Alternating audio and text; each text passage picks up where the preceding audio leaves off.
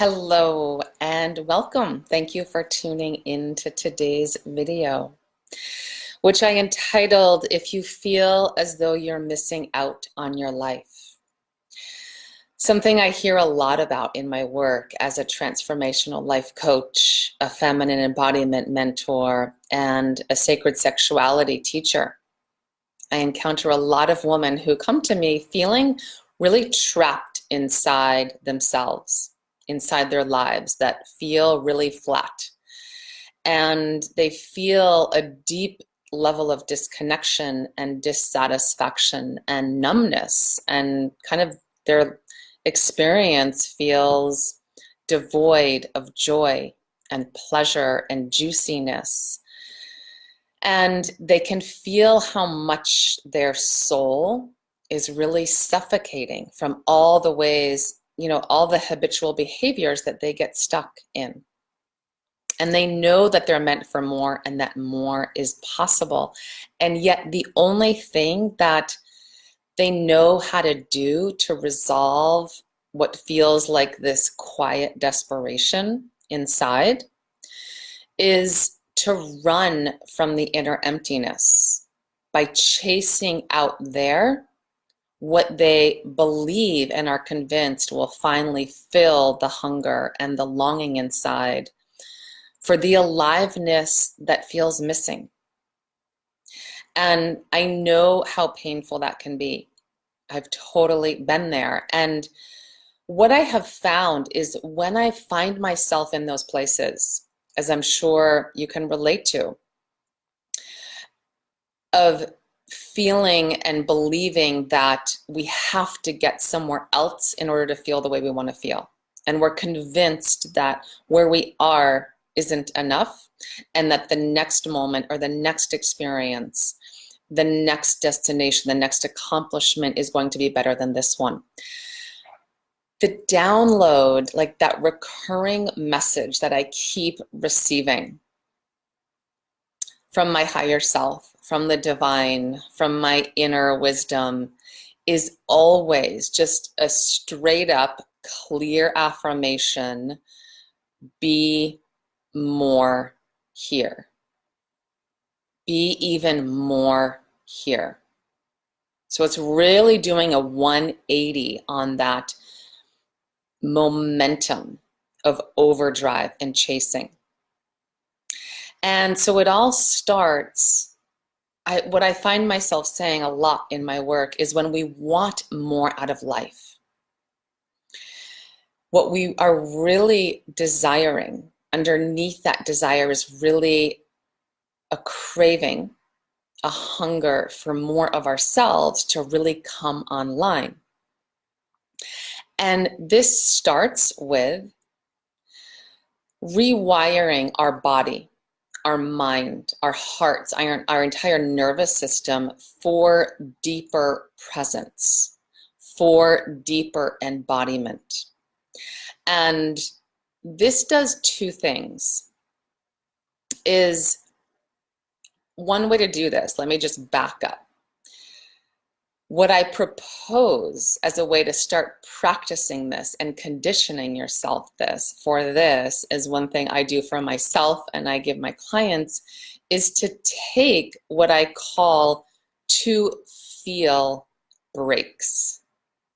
So it's not the to-do list. It's not a time to do something else on your to-do list. It's a time, a sacred pause in the momentum of your day to simply feel, to open up to that present moment experience, to whatever you are feeling, however you are interfacing with life, however life is interfacing with you, and really expand your bandwidth to receive that moment, to receive how you are experiencing that moment, whatever is alive. And so this does two things.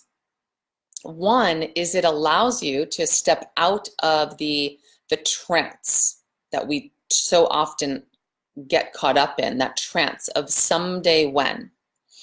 that keeps us in this never-ending cycle of lack, of deprivation, of dissatisfaction, of powerlessness, of victimization, of chasing what's not here for something that we imagine will be here, be there. So in doing that, stepping out of that trance, you're actually able to open up your capacity to feel more alive, to activate, bring more of your sensuality, your juiciness online, back online,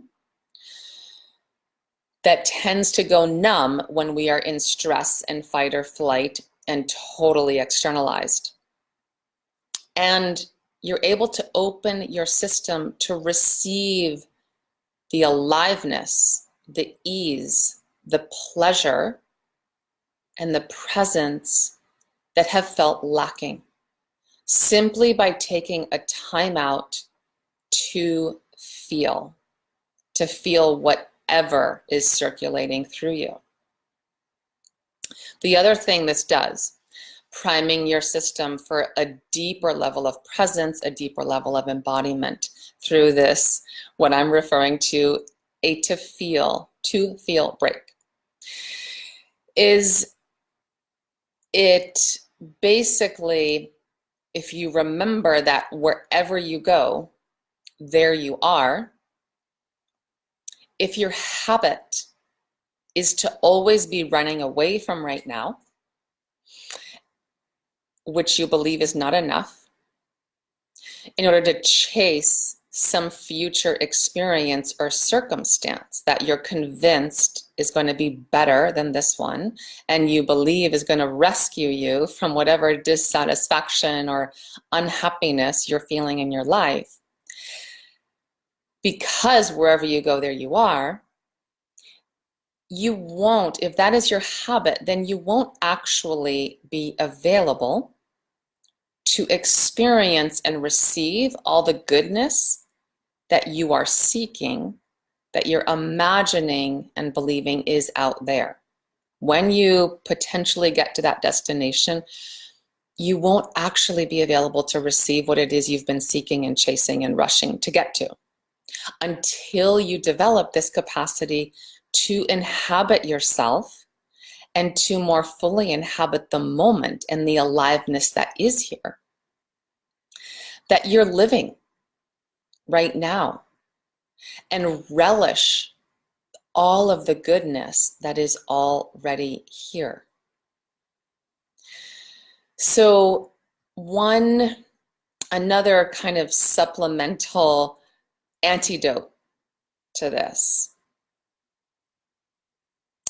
is you might start to go on a treasure hunt to discover what is already amazing about your life. One of the first things I really start to work with in my clients and teach my clients is how to master their fulfillment from the inside out, one baby step at a time, while awakening in them a desire to truly live again, like never before, and become devoted to making where they are, where it's at. Like that's where the juice is, that's where the magic is. Because the quality of our now is going to inform the quality of our destination, our desired destination, let's say. So a powerful step you can take in your day-to-day life is to go on a treasure hunt. Make that commitment, force yourself, challenge yourself to excavate, to mine for what is already amazing about your life as it is. If you were to walk out of your life tomorrow, whether it was not waking up tomorrow, not meaning to be morbid or anything, but let's get real. We don't know. You don't know. I don't know. So whether it's you might not wake up tomorrow morning, or you might just walk out of your life tomorrow into some whole new life, some parallel reality. maybe the one you've been dreaming of. What would you miss about your life just as it is right now? If you knew you weren't going to wake up tomorrow morning, or if you were going to just jump parallel realities, how would you want to live this day in your current circumstances even more fully? What would you want to make sure you do more of or less of? What is still left for you to appreciate and fall in love with and savor that you have been taking for granted?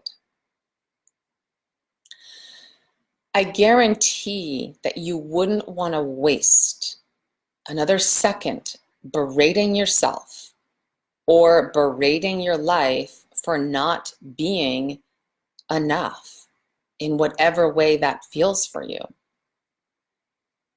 I guarantee that you would most likely be going out of your way to discover all that is beautiful, all that is rich, all that is full of love and abundance and delight.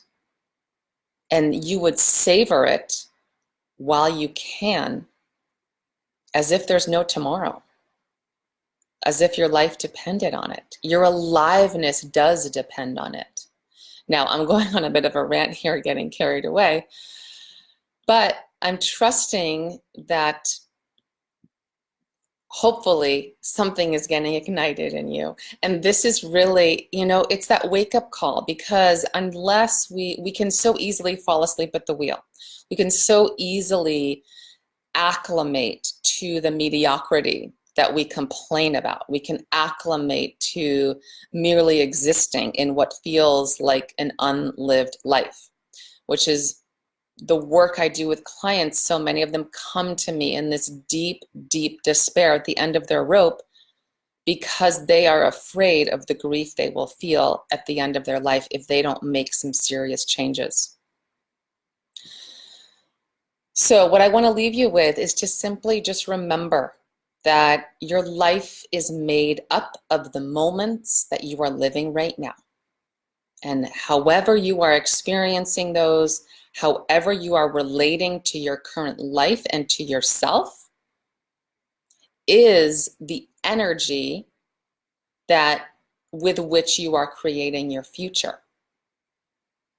And so it's worth taking the time to become cognizant of what that energy is that you are living in and emanating and choosing, and make the time to make it good by cleaning up your thoughts, by coming back into a greater alignment, by cultivating your inner state from the inside out rather than letting circumstances dictate what that's going to be.